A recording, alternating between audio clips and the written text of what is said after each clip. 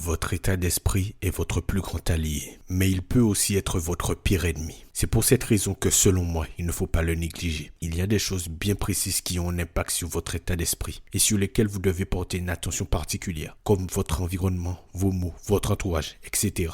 Toutes ces choses vous façonnent et peuvent vous définir. C'est pour cela que la première chose que je conseillerais à quelqu'un qui en veut plus, c'est de sortir de ce qu'il connaît déjà. Je me répète, mais sortir de sa zone de confort est primordial. Exposez-vous à des choses qui vous sont totalement étrangères. Ne vous fixez pas de limites. Allez vers ce que vous voulez, même si vous ne vous sentez pas légitime. Beaucoup de personnes ont besoin d'une forme de validation pour agir ou pour aller vers ce qui les intéresse vraiment.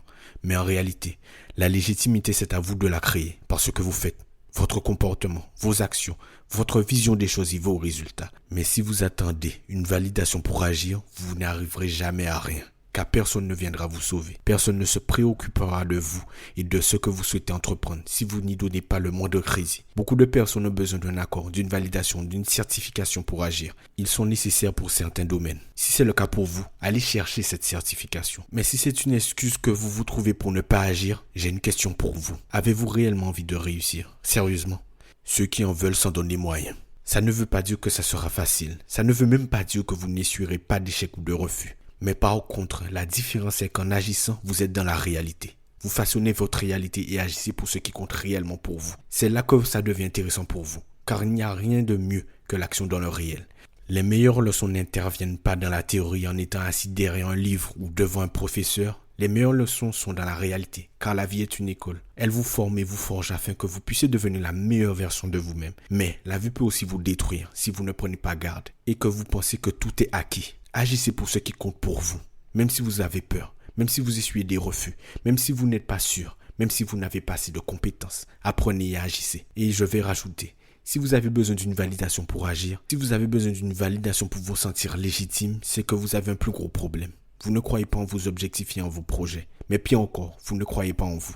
Alors dites-moi, comment voudriez-vous que, par exemple, je crois en votre projet ou en votre capacité à réussir si vous-même vous n'y croyez pas? Agissez pour ce qui compte pour vous.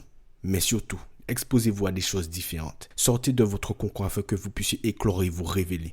Mais vous savez, malgré tous ces paramètres et toutes ces paroles que je prononce, au fond, il y a une chose qui vous poussera à agir et qui changera votre vie à tout jamais. C'est une décision ferme et définitive. Les décisions ont un impact déterminant dans votre vie. Les meilleures décisions sont celles que l'on prend pour notre bien, mais surtout sur lesquelles on ne revient pas. Beaucoup de personnes comptent sur la chance pour réussir, peut-être que vous aussi. Mais malgré tout ce que vous pouvez penser, la chance se provoque. Même celui qui gagne au loto a dû jouer pour pouvoir espérer gagner. Alors, à titre personnel, je ne suis pas un grand partisan du loto ou des jeux en général. Et je n'encourage personne à y jouer, mais c'est pour donner l'exemple. La chance se provoque avant tout.